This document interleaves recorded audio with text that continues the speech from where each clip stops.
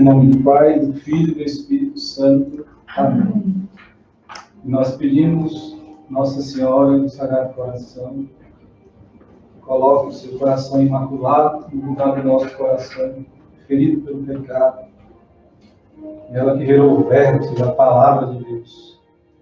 Concela mesmo esse inútil servo falar aos nossos corações as palavras de amor materno, de amor misericordioso.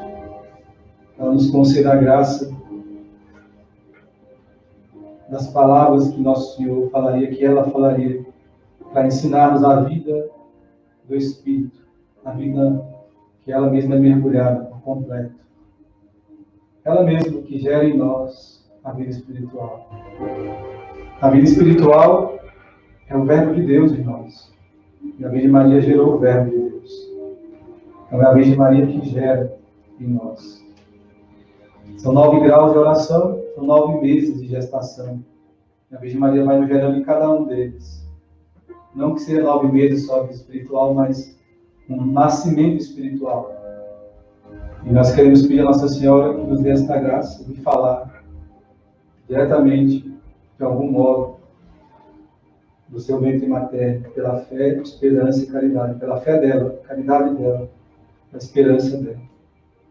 Ave Maria, cheia de graça, o Senhor é convosco. Bendita sois vós entre as mulheres, e bendito é o fruto do vosso ventre, Jesus. Santa Maria, Mãe de Deus, rogai por nós, pecadores, agora e na hora de nossa morte. Amém. Santo anjo do Senhor, meu zeloso e guardador, se a ti me confiou a piedade divina, sempre me rege, me guarde, me governe, me ilumine. Amém. Eu te dou a minha mão e prometo de coração que por ti me deixe guiar com docilidade para no céu alcançar a eterna felicidade. Assim seja. Vem Espírito Santo e enviai do céu o raio de vossa luz. Em nome do Pai, do Filho e do Espírito Santo. Amém. Então nós estamos continuamos falando da oração afetiva. Existem vários modos de falar da oração afetiva.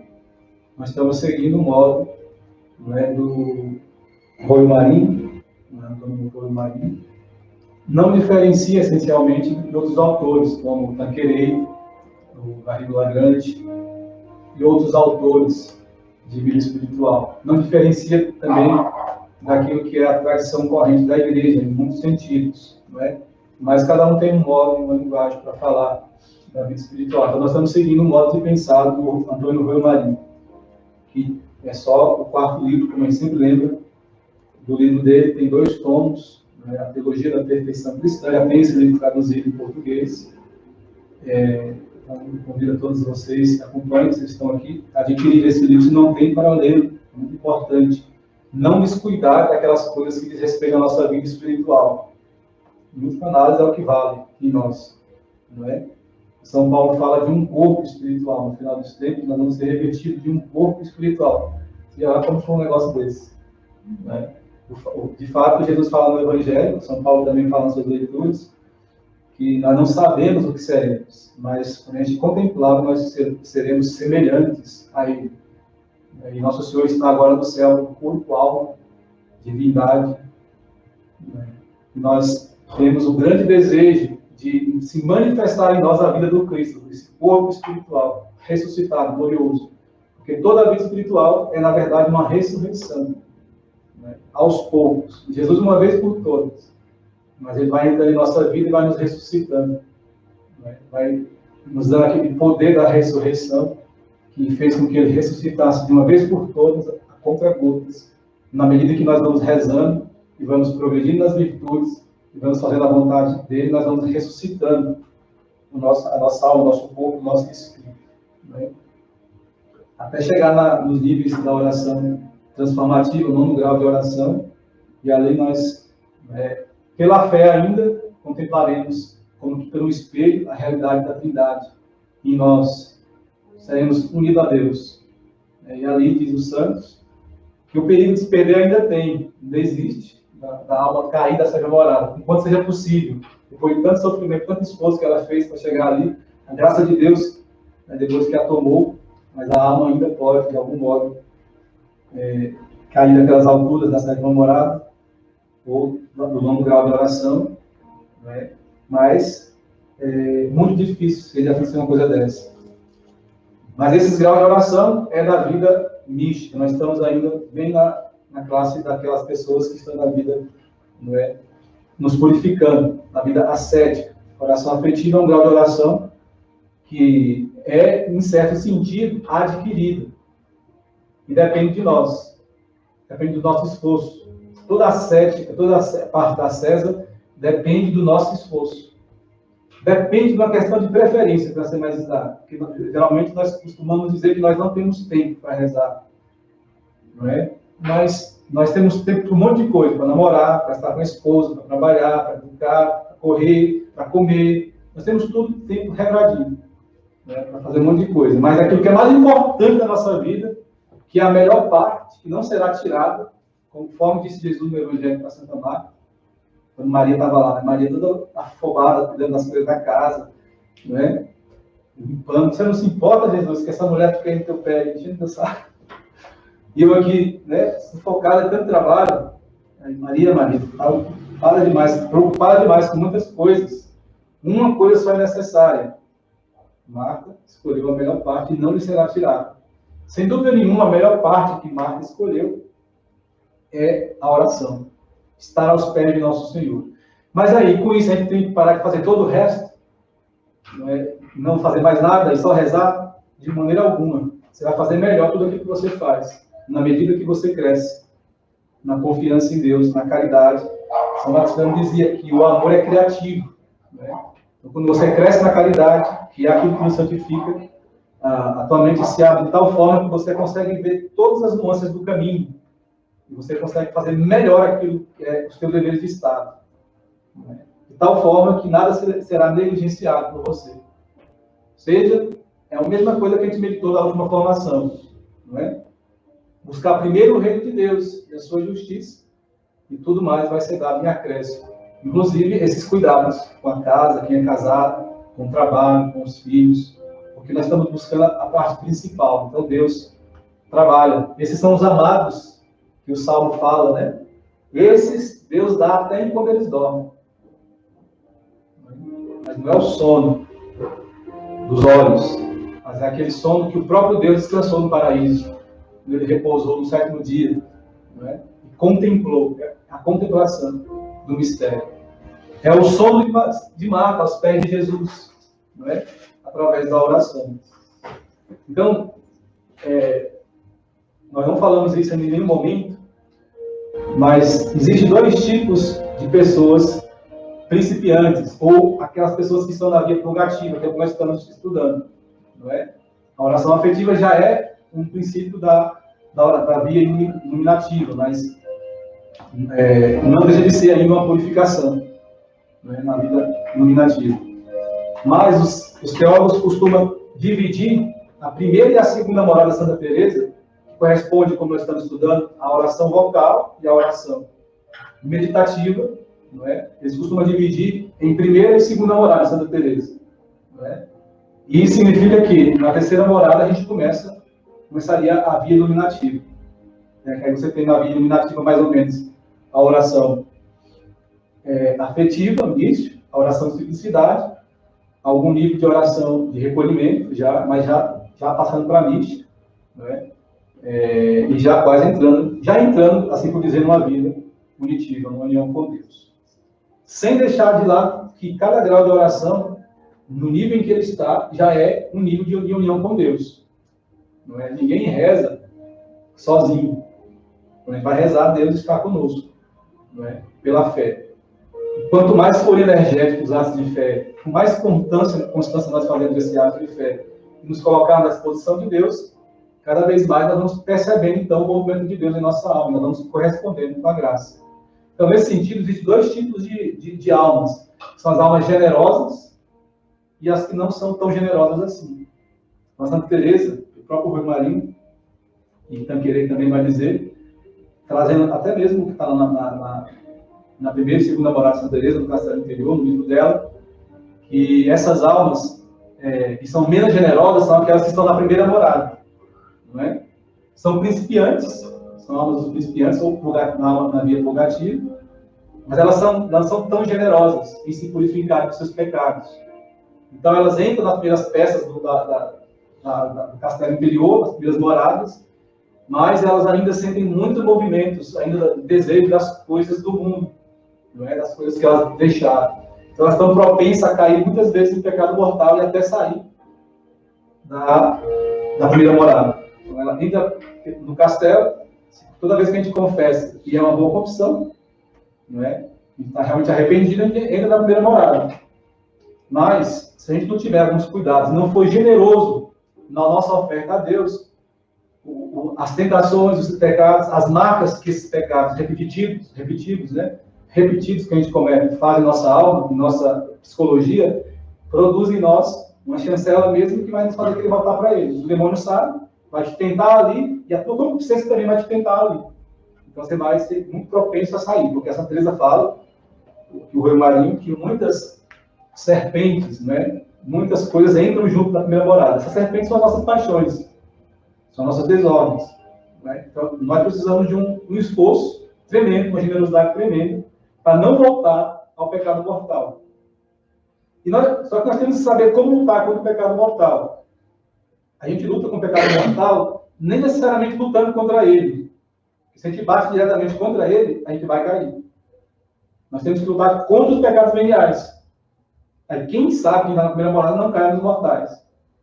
Não é? Então nós temos que lutar para extirpar da nossa vida os pecados veniais. Não é? Porque assim lutando, nós temos mais condições de também vencer os pecados mortais. Mas em última análise, nós precisamos focar na nossa vida, não é? Quais são as brechas de pecado, não é? As causas desses pecados, que nós conversamos, às vezes, repetidamente, não é? Os lugares que esses pecados acontecem, não é? E nós temos que fazer uma meditação do pecado na nossa vida mesmo para extirpá-lo, tirar a causa. Se a gente não tirar a causa, ele vai se repetir. Então, quem está na primeira morada de Santa Teresa, a principal preocupação dela, dessa alma, é essa reforma moral. Nós sempre estamos falando aqui. Não é? E agora, trocando mais a miúdos do que significa essa reforma moral. Simplesmente sair do estado de pecado. E se manter sem pecado mortal. Para sempre. É uma decisão generosa da sua parte. Então, as pessoas que estão assim, nessa situação, não é? Na primeira morada, e às vezes elas sentem até desejos ardentes, né, de fazer penitência, uns arroubos de não voltar mais àquele negócio, mas marcadas pelas paixões e pelos próprios pecados, elas às vezes têm quedas, não demora muito tempo, voltam, né, mas é preciso romper com isso. É preciso romper com isso, então não tem progresso na vida espiritual. Não é? Então, esses são um tipo de alma, né? Não tão generosas, não se entregam logo de vez a Jesus, que nem, por exemplo, o Santo Inácio de Loyola, né? Que foi se entregue, quando ele se converteu, só foi crescendo, não voltou nunca mais atrás. Ele sempre buscava ocasiões de ser mais generoso, sempre buscava ocasiões de sempre crescer na graça. Então, a princípio, a graça começou a tocar no coração dele, no tempo da enfermidade. Ele foi, quem conhece a história dele sabe que ele foi numa guerra, acidentado, uma bala de canhão quebrou uma perna dele, e os estilhaços da bala que pegou nas paredes foi para outra perna.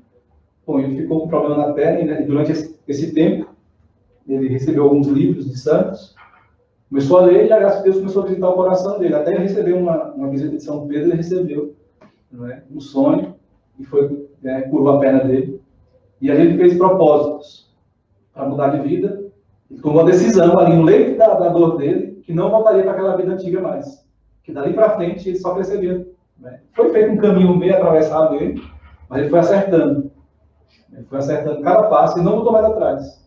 Mudou de cidade, inclusive. Né? Não mudou mais atrás. Então, é aquela passagem do Nosso Senhor. Quem quer seguir Nosso Senhor, coloca a mão no arado e olha para trás, não é digno de ser aprovado pelo Mestre. Né? Então, essa frase do Evangelho nós temos claramente. Nós queremos ter crescimento, né? Ter mão no crescimento espiritual. Nós precisamos ter essa certeza de que nós não vamos voltar mais atrás, custe o que custar. Então aí, ver os pecados, fazer boa confissão e tempo para oração. Aí nós estamos diante daquilo que nós chamamos de seria um crescimento negativo das virtudes, porque nós temos que ter em olho, temos que ter diante do nosso olhar os 10 mandamentos da lei de Deus. Sempre. Ele é nosso norteador. Inclusive, que foi na missa hoje, o evangelho de hoje coloca alguma coisa sobre isso. Né? Os 10 mandamentos. Como é que Deus vem visitar a nossa alma? Diz não foi ler o evangelho, foi a primeira leitura. Como é que Deus vem visitar a nossa alma? Vivendo fielmente os 10 mandamentos. Eu e meu Pai, viremos a Ele e faremos nele a nossa morada. Fidelidade aos 10 mandamentos. Depois, o Rui Marinho fala, ele também fala que nós temos um segundo nível de alma, que são as almas mais generosas. Essas estariam, então, na via purgativa, mas estariam na segunda morada, Santa Teresa. Essas almas começaram a vencer os pecados mortais, não é? A vez em quando ainda sente movimentos de pecados, não, de vez em quando não, sempre. Grandes tentações para voltar, e se elas não se cuidarem, elas podem voltar ao pecado mortal, mas elas já começam, em certo sentido, já ter movimentos espirituais mais fortes, né? Elas começam a ter oração, de fato, porque também é onde se começa a oração meditativa, que nós já falamos, né? A alma começa a se aplicar racionalmente a um discurso da inteligência para poder perceber as verdades sobrenaturais. Então aqui tem um certo gozo, e a alma ela vai progredindo também na luta contra o pecado, ali, né? Então ela tem mais diante dos olhos os pecados veniais. Ela luta também contra os pecados veniais. E esse combate, né, se a alma for generosa mesmo, de fato, impede ela de voltar para os pecados mortais, né, cometer os pecados mortais novamente. Então, nós temos essas duas classes de almas. Então, nós temos colocado aqui que uma das coisas muito importantes a serem feitas para quem está numa vida purgativa e é um estado de alma generosa, estaria na segunda morada, então na oração meditativa, ou segunda morada, é você servir as pessoas, ou seja, você não fazer mais nada para você mesmo, buscar os interesses dos outros e não os seus próprios, né?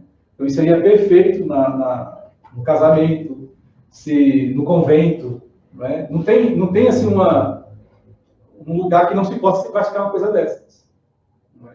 O problema é que nós achamos que é teoria e não fazemos, mas nós queremos que os nossos gostos o tempo inteiro sejam realizados, né? Tanto no alimento, na comida, na dormida, né? Que o outro faça a minha vontade. Na verdade, isso esconde um orgulho tremendo diante da realidade, né? Porque nós queremos que o outro nos sirva.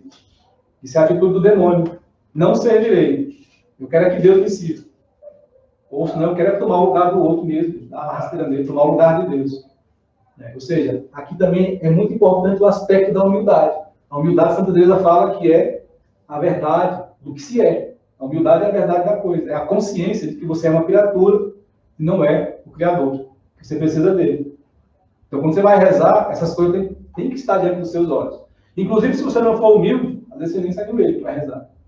Não no sentido de se ajoelhar, propriamente dito, mas você nem se inclina a rezar. Você acha que você não precisa nem de Deus.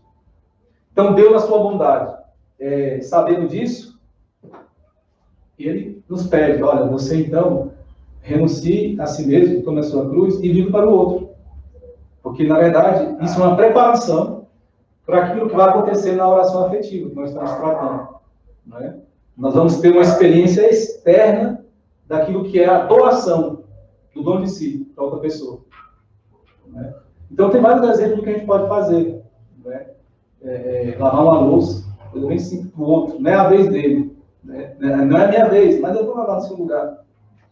As louças, como diz a irmã Clara, santifica bastante a alma. E fazer devagarzinho, sem pressa, sem correria, para não quebrar nada.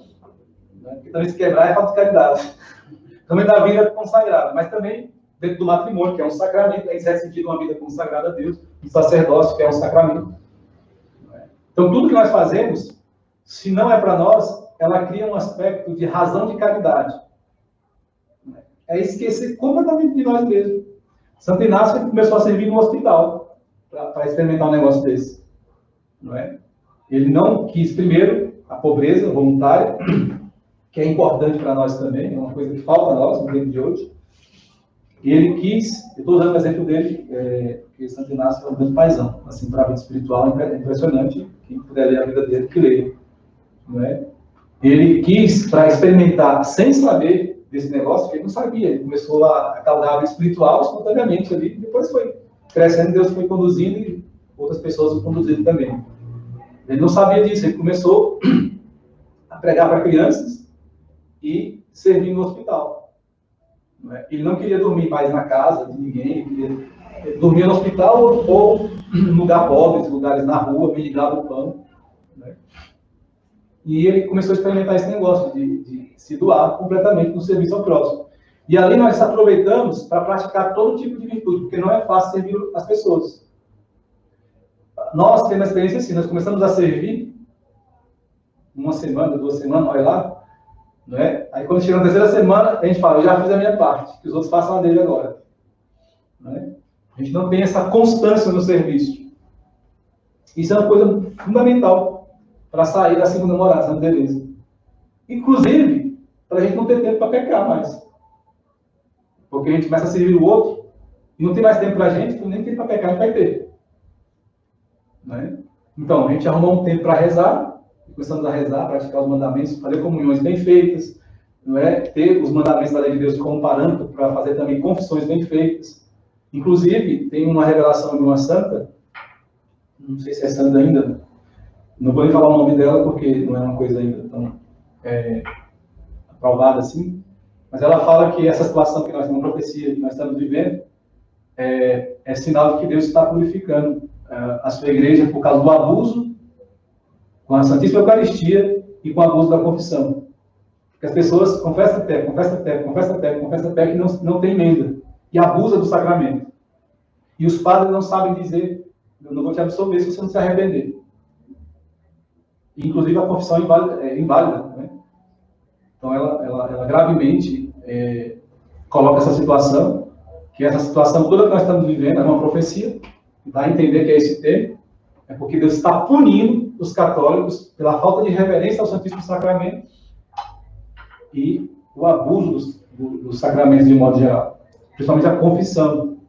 Não é? A confissão é uma arma, isso é sentido, ela exorciza a nossa alma. A confissão nos ajuda a combater os pecados.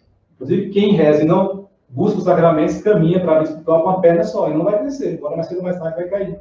Nós precisamos dos sacramentos e precisamos da oração. Né? Então, a gente não pode abusar com isso.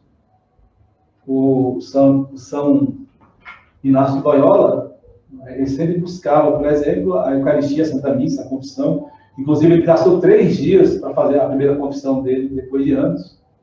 Não é? E não voltou mais daqueles pecados. Ele passou 3 dias dentro de um convento, fazendo, com lágrimas de arrependimento, fazendo o exame de consciência dele. Não é? E depois que ele saiu dali, ele nunca mais voltou para aquilo. Então nós precisamos ter uma constância dessa, uma generosidade dessa. Não é? Nós acho que nós não cometemos os pecados que Santo Inácio cometeu. Assassinou pessoas em guerra. Não é? Ele era um prostituto. Não é? Tinha uma vida dissoluta. Não é? Da medida que um cavaleiro naquele tempo tinha. A família também era cristã, mas ele tinha as suas, não desculpa expressar, as suas diretrizes, né? E ele simplesmente se arrependeu de tudo aquilo e não voltou mais aquilo. Eu acho que nós não cometemos os pecados comuns de Santo Inácio, e ele teve jeito, a gente também tem. O que falta é generosidade da nossa parte, na entrega a Jesus. Nós estamos cheios do Espírito do mundo, né? E o mundo nos consome. Né? Deus quer nos purificar dos nossos maus pensamentos e das nossas obras maus que nós fazemos enquanto estamos no corpo. Né? Faz isso pelo corpo de nosso Senhor Jesus Cristo. Mas precisa daquela parte que faltou a paixão de Cristo, ou seja, a nossa entrega. Porque se Cristo morreu na cruz e oferece para você, você não abraça, acaba sendo inútil para você. Não é? Então nós precisamos dessa generosidade. Então as almas que fizeram isso, nesse progresso, nessa generosidade, nessa oferta, nessa entrega a Deus, no serviço ao outro, ela tem a experiência externa daquilo que significa servir e amar o próximo. Inclusive é também um mandamento, né? Amar o próximo. E nós temos aquela experiência para quê? Essa experiência. Porque na oração afetiva, nós falamos na formação passada, ela, pela primeira vez, nós conseguimos juntar a fé com o amor.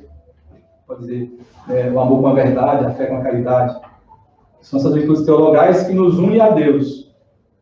Mas, não sei se a gente falou em alguma formação, as virtudes cardeais, elas nos preparam para servir bem o outro, o próximo. Então, na segunda morada, nós temos que lutar com as virtudes cardeais.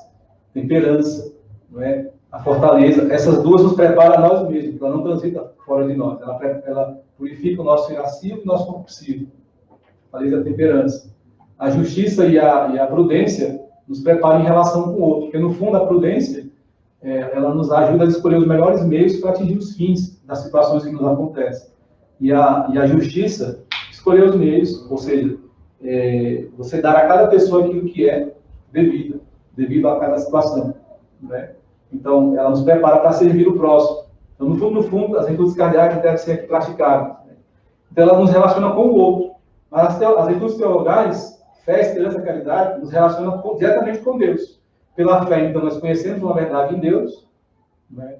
A esperança faz com que a nossa alma, ou a nossa memória, se volte desejosa, né, para aquela realidade que nós estamos contemplando, aí, pelo mistério da fé, pelas meditações que nós vamos alcançando, e a caridade nos une a isso. Né? Então, no fundo, a esperança nos coloca, nos dá a vontade de rezar, nos impele a rezar, a fé nos coloca os mistérios que nós devemos crer, e a caridade nos une com ele, com esses mistérios. Quem nos fala é Deus mesmo. Então, a fé, a esperança e a caridade são as virtudes necessárias, fora a humildade e as virtudes cardeais, né, que a gente precisa praticar aí na vida de oração. Mas, vamos ver aqui, quando nós atingimos certo nível de caridade, todas as virtudes crescem junto, porque as virtudes que estão infusas em nós, no organismo da graça, elas crescem na medida que o amor cresce. Então, nós falamos na formação passada, as virtudes crescem que nem os dedos da mão. Né? Crescem todas juntos. Cada uma proporcionada ao seu tamanho, cresce todas juntas na medida que a caridade cresce. Então, na oração afetiva, não é? Pela primeira vez, nós conseguimos, afetivo por isso, nós canalizamos o raciocínio da inteligência, pelaquela verdade que nós estamos buscando, não é? Ao amor do coração. E juntamos as duas coisas. Então, na vida, a segunda morada, primeira morada, a oração vocal, a oração meditativa, as coisas estão, uma hora você tem fé, uma hora você ama, e não está junto a coisa. Não é? Ou está junto num nível bem que você não consegue perceber. Nós estamos cheios de situações que precisam ser purificadas. Assim por dizer, estamos cheios de lodo e pinche na alma, que é o pecado. Mas precisa ser purificado para a gente perceber a Deus ali. Perceber que Deus está ministrando uma palavra sobre nós. Está nos chamando para fora. Sai o Lázaro. Para fora do sepulcro, né? Para te ressuscitar. E a gente não consegue ouvir a voz do Senhor. Ou a gente ouve, a gente não consegue entender o que ele está falando. Porque nós estamos cheios de passionalidade, cheio de pecado, cheio de marcos para nos purificar. Precisa ser purificado. Então, a gente não ouve a voz do nosso Senhor. Então, às vezes, a fé e a esperança está agindo ali, mas muito incipiente. Como a gente passou a via purgativa, nos purificou com a confissão, com a comunhão, com a Eucaristia, viveu os 10 mandamentos, começando a servir o outro, praticando as virtudes teologais, vai nos purificando. Aí nós temos mais condições de ouvir a voz do Senhor melhor. Então, parece que a fé e a caridade encontra em nós um lugar onde a gente começa a ouvir a voz do Senhor mesmo. Não é? Nem tanto ouvir a sua voz, mas a gente começa a perceber que tem uma coisa acontecendo diferente. O que está acontecendo diferente em nós, na oração afetiva, é uma certa elevação da devoção, como nós meditamos. Não é? A devoção sendo esse ato da vontade que arrasta o nosso afeto. E arrasta que afeto? As nossas sensualidades, a nossa vontade afetiva. Lembra que a gente falou que existe 2 tipos de vontade no ser humano. A vontade sensitiva, que nós temos até em conjunto com os animais, que é o conjunto da nossa vida afetiva, o irascível, o compulsivo, né? Nosso imaginário, nossos sentidos, faz tudo parte desse conjunto. É nosso corpo. Né? Os afetos do corpo. E nós temos a vontade racional, que é totalmente imaterial, que é uma parte da nossa alma. A vontade racional é aquilo que se segue de um bem apreendido pela inteligência. Então, a inteligência vê um bem, a vontade deseja. Né? A vontade se inclina para aquilo. Né? Tanto a vontade sensorial como a afetiva faz isso. Mas a afetiva nem sempre quer os bens da inteligência. Ela quer os bens do corpo. Então, Então a gente vive da sensorialidade, a gente vive da carne. E aí São Paulo vai dizer que a carne contém desejos contrários ao espírito. Então faz necessário a gente se purificar da carne. Então até aqui nós estamos nessa tentativa, né, de viver as virtudes, ainda até as virtudes negativas, né, nos purificando. Mas pela primeira vez na oração afetiva, as virtudes, ela começa a ter em nós algum sentido positivo. Eu não estou lutando nem agora tanto contra o pecado, entende? Eu já venci os pecados. Eu estou agora lutando para adquirir virtudes. E quais virtudes? As virtudes do Cristo, na oração afetiva. Então, a alma, ela começa nem sempre ter Deus mesmo, na Trindade, diante dos olhos. Ela começa a olhar para Jesus, que é nosso mestre de virtudes. Para fazer o quê? Para imitar as virtudes dele. Né? E, última análise, Jesus vai imprimindo mesmo, pelo corpo dele, no nosso corpo, as virtudes dele. E você vai percebendo que Deus está fazendo isso com você. Você vai tendo facilidade para fazer certas coisas. A tua oração, por mais que na oração afetiva tenha afetos e tudo, mais para frente nela, ela vai ficando também árida. Mas em vez de você desistir de rezar, teu coração deseja mais rezar. Teu coração enche de esperança. Porque você quer se unir com Deus. Porque você experimentou um nível de união com Deus ali, que você não quer perder mais. Não é? Então a oração afetiva é esse momento em que nós começamos a ter uma certa disciplina, um certo equilíbrio, porque os pecados, né, as tentações, as marcas da nossa psicologia estão mais purificadas. Então a gente começa a estar com o imaginário mais livre, com a vontade sensorial um pouco mais exposta, não é? Porque até então nossa vontade sensorial quer outras coisas. Nós queremos todos os gostos que os afetos podem nos dar. Então comer bem, tomar um banhozinho quente, né? Chega veludado, né? Aquela água caindo no corpo, de manhã cedo, aí a gente fica passando sabonete e não sai daquele chuveiro nem a pau. Mas ninguém quer tomar um banho de água fria que dói de manhã cedo. Porque a gente ama aquele negócio. Né? Então a oração afetiva, ela serve para nos purificar desses defeitos. Né? A oração afetiva, ela começa a crescer em nós. Deus é tão bom, eu não sei se você consegue perceber quando Deus é bom na oração afetiva. Porque Ele nos exige que a gente ame a Ele de todo o coração, com toda a nossa vontade, com toda a nossa inteligência e com todas as nossas forças. Não dá para entender o coração aqui se não for essa vontade sensorial. Amar a Deus com o coração é um órgão aqui. E ele sente muita coisa quando nós estamos apaixonados, né? O coração dispara, a gente sua frio, e todo mundo tem mesmo sensorial, no corpo. Deus sabe disso. Deus sabe que a gente ama muitas coisas, que não é Ele. Então Ele quer nos preparar para a oração afetiva, ou seja, amar só a Deus de todo o coração. Amar a Deus com o nosso corpo. Aquela passagem do salmista. As minhas carnes te desejam, Senhor. Então, é esse momento da oração afetiva que Deus está proporcionando para nós. Ou querendo de nós, no momento em que nós fizemos essa purificação primeiro.